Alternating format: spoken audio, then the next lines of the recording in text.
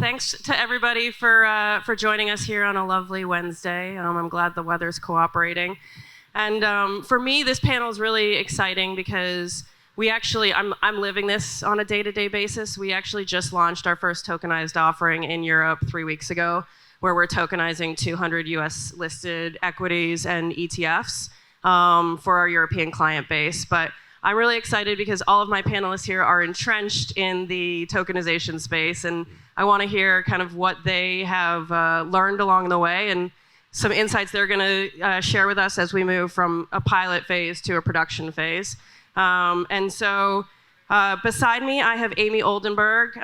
Amy is the head of emerging markets at emerging market equity at Morgan Stanley. Beside Amy, I have Ben Elvidge, who is the head of commercial applications at TriliTech. Sandy Kaul, who is the head of digital assets and industry advisory services at Franklin Templeton. I know Sandy, you have about 6 or 7 things after your title, so it feels like you're involved in everything at Franklin Templeton. And then Aviad Stein, who is the global head of strategy and innovation at Broadridge. And so maybe I'd love to dive into, I know you guys all have various stages of pilot and production tokenized offerings. How did you decide where to start first? And maybe Sandy, I'll go to you. How do you pick that first project and what goes into that decision? Yeah. So first off, great to be here. We made our decision to enter this space back in 2018. And we made the decision to enter the space because we heard, oh, blockchain, great new ledger technology, can save you lots of money and effort in working in this distributed ledger. And we do a function inside Franklin Templeton called transfer agency, which is we keep the shareholder records on our own mutual funds. So if you buy and sell mutual funds, every day they need to update the record of who owns them and who sold them. And that's a huge, intensive ledger-based activity, and we do this across like 5,000 funds every single day. So we decided we wanted to test a fund on the blockchain to see if that would save us money. And we found out, wow, there is nothing to help us test this. So we had to develop our own wallet to be able to have a KYC, AML compliant wallet. We had to develop our own tokenization engine and our own smart contract programming capability to be able to program the smart contracts to work with a regulatory framework. We had to create our own blockchain-based transfer agent process and transfer all of that onto the blockchain. And in operating on blockchain, we needed to then therefore become a node validator because that was part of our due diligence. How do you know how a chain is operating if you are not actually a part of that network? And so it started with a very simple aspiration to test the blockchain to see if it was an efficient bookkeeping ledger, and it kind of snowballed from there, and we began to realize, wow, we are onto something really transformational. So that was really how we got going. And Aviad, I mean, one of the things, I know you guys have a lot of different use cases at Broadridge, but when you guys were thinking through your first use case, were you worried about cannibalizing existing revenue? Did that come into play at all? When you made your decision, what did that look like? So absolutely. First of all, thank you for the Ty and Josh and team for hosting us here. This is an amazing venue. To your question, absolutely. So, we started a journey about 6 or 7 years ago as well, and we recognized that Broadridge, for who we are and the ecosystem we're serving across asset management and wealth management primarily, will be able to unpack some use cases specifically around the crypto market. And then we didn't really foresee the tokenization movement as it is kind of unfolding today. But we also build a DLT repo platform, which is by far the largest repo platform in the world that transact about $2 trillion on a monthly basis. And so that was one of the early kind of use cases that we started to kind of unpacking there. But there are some other dimensions to our kind of data strategy, our consumer strategy, and how do we serve the intermediaries in the space that we kind of put in a pilot mode. One of those areas was we recognized the complexities, going back to the last panel about the different type of wallets and the user experience around that. we developed different applications that will aggregate and create consistency around those type of wallets that consumers have access to. We actually call it Project Dumpling, just because the team was sitting and having dumplings for lunch, and we figured, why not? Call it Project Dumpling. Pretty much an aggregator, the wallet of wallets that will streamline and create a consistent view of all of your holdings across those type of wallets you have. And then lastly, what we try to do, which is very synergistic to who we are on the regulatory front and the communication business, which also address some of those cannibalization fears that we had internally. We realized that harmonizing and standardizing the underlying data in support of crypto assets and then the evolution around tokenized securities and funds and real-world assets create a big opportunity for the marketplace from an adoption perspective, but also from risk mitigation. And so all of those things that we start tackling and unfolding and unpacking created risk to our existing business and how we serve our existing clients, but also created tremendous opportunity to really address some newcomers to the ecosystem, the exchanges that we never had relationship with, as an example. How do we shape up and advocate for certain regulations that can be favorable for those new asset types? And so we try to balance, the fears that we had internally and how we future-proof not just our business, but evolving the ecosystem in a direction that it's honestly unstoppable at this point. And Amy, you work at a heavily regulated firm, like many of us do on this panel. How did you guys think through picking the right project? Maybe starting with, clearly you have regulatory concerns in mind, but also, to Aviad's point, making sure that it does get adoption internally and it's not seen as cannibalizing existing revenue streams. Sure, and I can definitely resonate with my fellow panelists, and even what Sandy was saying about having to build a lot of your own things. We went through this journey, everything from DLT to then we were on private chains, focused on tokenizing the private asset classes. Now everything's talking about equities. Stable coins, again, a topic that's just huge this year. I think it's been one of the challenges is there's kind of a moving target and everything's happening. But from the vendor perspective, even when you're going through and you're trying to find the right vendors, you're trying to find the right partners, it's not something unique to digital assets. We see it everywhere, but almost every new vendor that we start working with doesn't pass our security architecture right off the bat. That's a real big challenge, and this space is even more critical. So I think that's one of the biggest things. It ends up having to talk about the whole buy versus build debate gets really complicated. To the point on, does this cannibalize your own business? We're already dealing with that with ETFs and active ETFs. It's a very real concept, even just in the transition of the business right now. I think the thing that's most challenging is this is an entirely new tech stack. So I always say we manage separate accounts on the investment side. We have mutual funds in different jurisdictions. Now we've had to spin up a new tech stack for active ETFs, which has been kind of a theme for a while now. And now we're saying oh, by the way, now we need CapEx to build out this entirely new infrastructure. So I think that's just been a tough part of this kind of moving dot and trying to stay as organized as we can to present that strategy to senior management. And Ben, you guys are tokenizing something that probably wouldn't have come to mind right away for me. How did you guys come to that decision? Yeah, I think we have the benefit of not being so heavily regulated at this point in time, and TriliTech's the adoption hub for the Tezos ecosystem. So we came at it from the perspective of what it has the most alignment if we're trying to use tokenization to broaden access to an asset, what has the most alignment with that potential audience, and actually what's going to create activity. And so we landed on uranium. So we launched the world's first tokenized uranium platform that's blockchain based in December. We're going to go live with 3 exchanges tomorrow, which is super exciting. But we took an asset that is critical not just from any perspective, but for society generally in terms of nuclear energy and energy security. But also from an asset fundamental perspective is super interesting. It's uncorrelated to most major asset classes. And most importantly, going back to that original point, it's something that is a technology flavored commodity.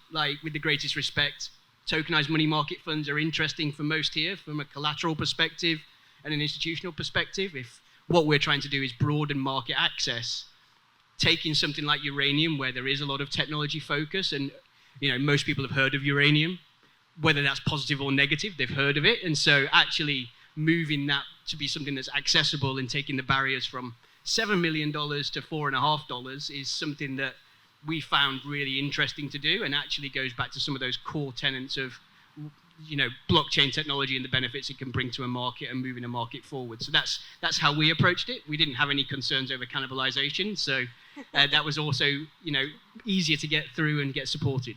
You have the benefit of not being heavily regulated, so you get to come at it from the innovation side a little bit more, maybe. Yeah, for now. That might change after I've just made that statement here. So maybe let's talk a little bit about the practical nature of tokenization.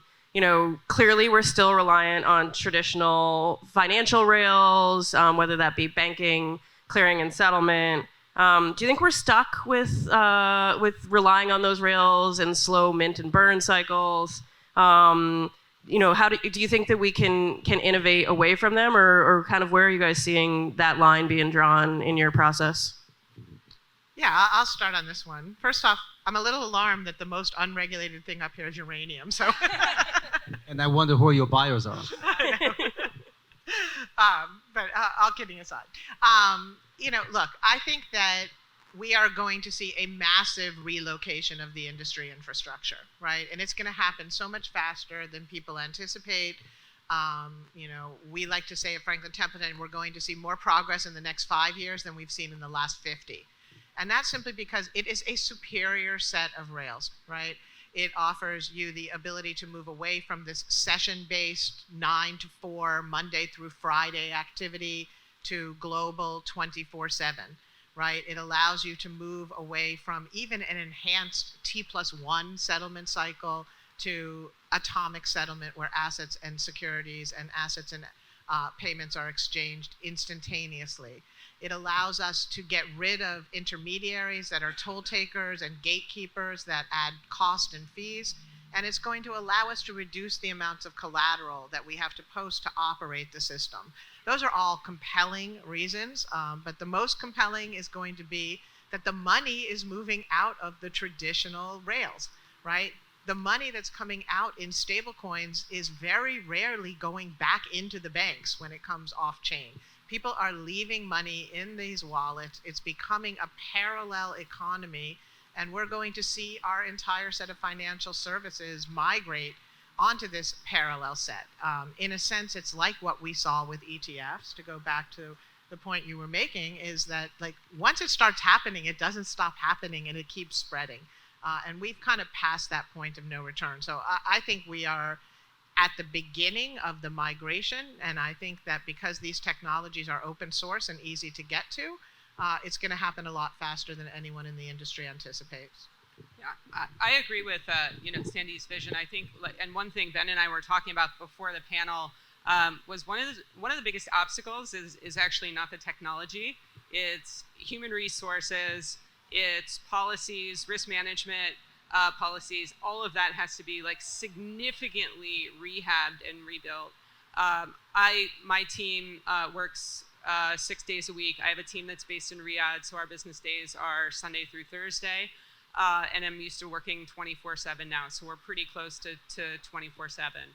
Our biggest challenge is trying to get somebody on Sunday to deal with our equity trading team that sits in Riyadh, because London's not in, and New York's not in, and Singapore's not in. We need to seriously fix that problem, and it is getting very real very quickly. When we start having derivatives, one of the things I do on the EM side, and again, I sit on the Innovation Council and Digital Asset Committee, so I'm very active in the digital asset space too. But one of the first things I do on Sunday night before Asia opens is I start looking at the crypto markets to see what's moving, because usually I can start seeing some sort of indication for how the markets are going to open on Monday in Asia. So definitely agree with all the points that my fellow panelists made here, but one point I think that we all need to kind of consider is that things are moving fast on the institutional side.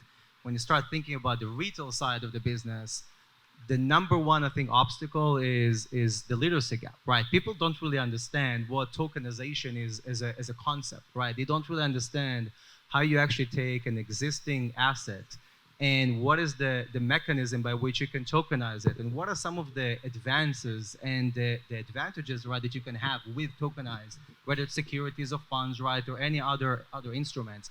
And so I think we collectively as an industry, we're going to have to do a lot to both educate, make sure that we have adoption also on the retail side of things, whether it's going to be as progressive as, you know, the 5-year mark, okay, that she kind of indicated here.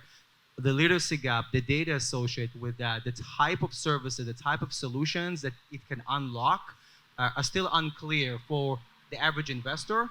And I think even for some institutions, right? I mean, some of them are playing, you know, very deep into the space. Franklin Templeton, great example, right? That really took it seriously and taken the lead. But you see a lot of others are kind of trailing behind, don't really know where to start even the journey.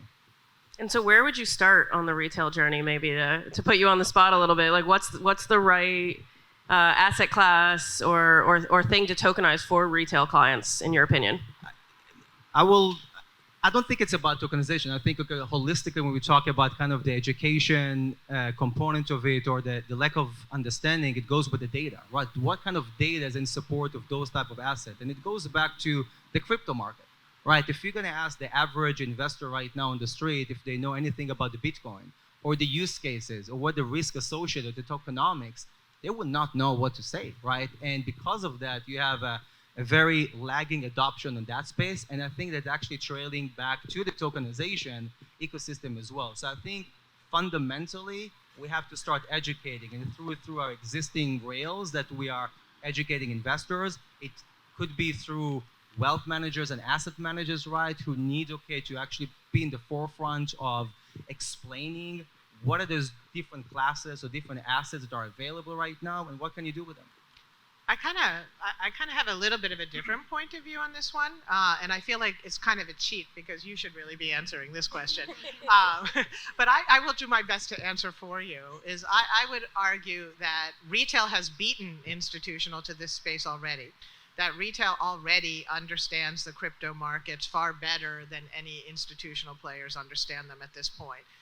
And that the capabilities and the functionality that the institutional financial services markets are going to need to develop are all coming now from the retail side. The gamification, the social interaction, the inclusion of short form video as forms of instruction, the ability to take actions on one's own that equate to what institutional players can do today. The ability to transfer assets peer-to-peer. These are all activities that retail are used to, and they operate with day-to-day in their everyday life. It's our institutional industry and it's our institutional rails that have kept us from keeping up with that level of innovation. We're going to agree that there are massive opportunities on both fronts. Yeah. Okay. So I'm just going to take a slightly different view. So in the sense of, I think retail education is super important, but I don't think it stops at retail education.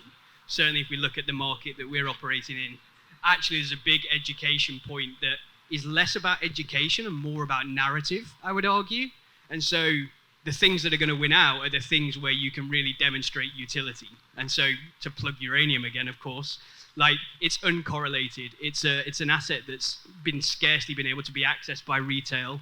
And actually what we're seeing about kind of bringing liquidity to the tokenized version is actually able to articulate the utility and benefit to those involved in the nuclear fuel cycle of you now no longer need to find £100,000 to be able to exit the market. You can tokenize that and you actually have got better risk management and utility there. So I think it is about education, but more important than education, I would argue, it's about telling the right narrative and being able to articulate the right narrative around what the benefits are of a particular tokenized asset, whether that's a money market fund that can be used as collateral with near instant settlement, or whether that's, uranium, which is an asset you've not been able to access before. Let's double click on the liquidity point there a little bit. Do you guys feel like we need to build liquidity in the tokenized version of the assets, or do you think we should rely on liquidity in the underliers? I think we absolutely need liquidity in the tokenized versions of the assets, but I don't think you necessarily need to use the same solutions that we've used to build liquidity in traditional assets. So, I think that there's new approaches that we're experimenting with using smart contracts, using liquidity pools, using automated market makers. These are great opportunities to think about how to make the system work better. And I think that, the unlock to this really, I think, exciting set of capabilities is going to be, we need to upgrade the KYC AML laws, right? We need a better 21st century solution to digital identity and the ability to have a decentralized digital identity that players in a network can all rely upon. And that will unlock, I think, tremendous opportunities to build liquidity in these new ecosystem. Anybody else want to take that? Otherwise, I'm going to put you all on the spot a little bit. I'm actually surprised the digital identity piece hasn't gotten more traction. I mean, it's just so critical for so many parts of the business. And to your point on AML KYC, I mean, that's the big sticking piece, especially, being with an asset manager that is overseen by the Fed. AML KYC is as big of an issue to them as getting into crypto and digital assets. So, there's a lot of these solutions, and it kind of goes back to my earlier point, I think the other thing is that I was just going to mention is on narrative. The one thing that has to die is we're doing tokenization, not crypto. This is just something where you still run into people that are yeah, we're focused on tokenizing, but we definitely don't want to touch crypto. And I'm that's not even possible. Anymore with where the world has gotten. So there's definitely some education where you have people that are still hanging out 7 years ago in a narrative that may have existed. I think that's really true, just sort of first-hand experience, right? We've tokenized uranium. Uranium as an asset has about the same volatility, maybe a little bit more as the S&P 500. So much of our time is about having the conversation that just because this happens to exist and be recorded on a blockchain doesn't fundamentally change that asset and the nature of that asset. And I think inevitably, to the point around narratives again, the minute we say it's tokenized, people go, well, that's really volatile. How are we going to deal with that? Because they automatically jump to meme coins and the like. And so actually that education piece from an institutional perspective has very much been about the legal structure we've put around it and how do we use the blockchain to enable transfer of assets and title of assets without actually fundamentally changing the nature of that activity or the asset itself. The last thing I would say, I think to Amy's point, right, even with the Clarity Act, right, I mean, if there's a call out, right, for KYC and AML, right, it's not really something that's a real focus over there, and I think it should be, right, because that's, I think, going to drive, again, that massive adoption that we're all kind of looking for. So I'm a big proponent of not making mistakes twice. What advice would you give everybody who's thinking about taking something from pilot to production, that maybe a mistake that you guys have made or you've seen made that you would recommend people don't make as we look to move this forward quickly? I'll start out. I think that you need to understand, I think one of the most unfortunate branding exercises ever was when we started calling them cryptocurrencies, because it created this expectation that somehow they're a currency and they can be spent on things. And you need to understand that it's a way of buying block space on the ledger. That's really the purpose. And so you need to hold these cryptocurrencies in your treasury if you're going to be recording trades on a ledger. And if you're holding these assets in your treasury, you need to figure out what you need to do to hedge against them. And that's when you need to figure out that you need to do node operations. So I think that there is this whole cascading set of realizations that you have, and you need to leave room in your organization for those realizations to take hold. Because people think they have a plan, and especially in big enterprise organizations, they like you to stick to the plan. And when you suddenly start telling them that there's all sorts of things that we need to add to the plan that they're not expecting, they feel like, oh, you don't know what you're doing, rather than, oh, there's a whole new set of learnings that we need to incorporate. I would say it's getting an ally, especially for the larger firms, getting an ally in whatever you're tokenizing, really locked in at the beginning.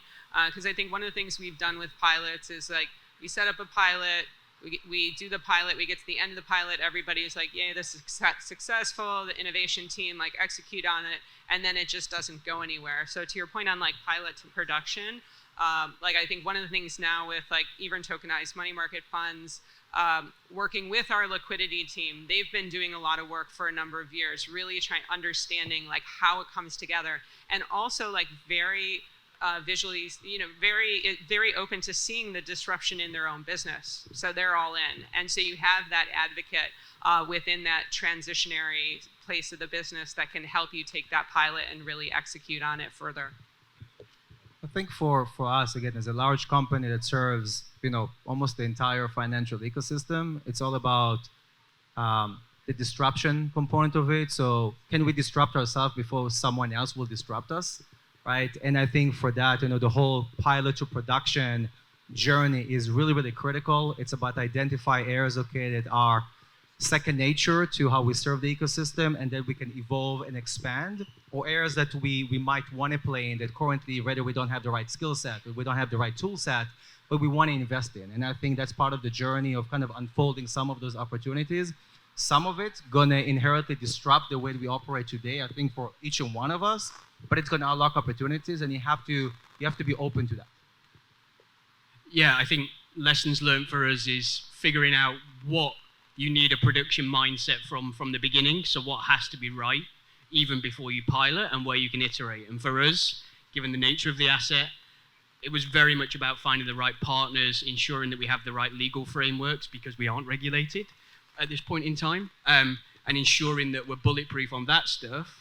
And that took 2 years even before I joined the project to bring it to market. But where we can take more of a agile mindset in terms of iterating has really been on the distribution side. So actually, this is a new thing. You've not had access, retail investors haven't had access to physical uranium directly before.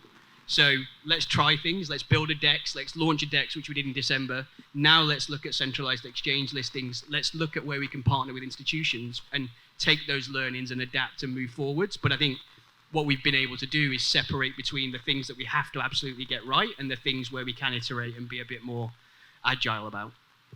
Okay, and maybe last question, just as we'll start at Aviad and move all the way down to Amy. If you had 2030, what's the most tokenized asset class if you had a crystal ball or you were placing a bet? Uranium. We hope so. I love it. I think private equity. I would say commodities generally would be my hope. I think it's more likely to be short-term fixed income. Yeah, I'm going to go with fixed income also.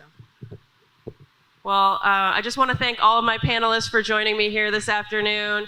To Josh and the Ty, thank you for having us here, and enjoy the rest of your afternoon, guys.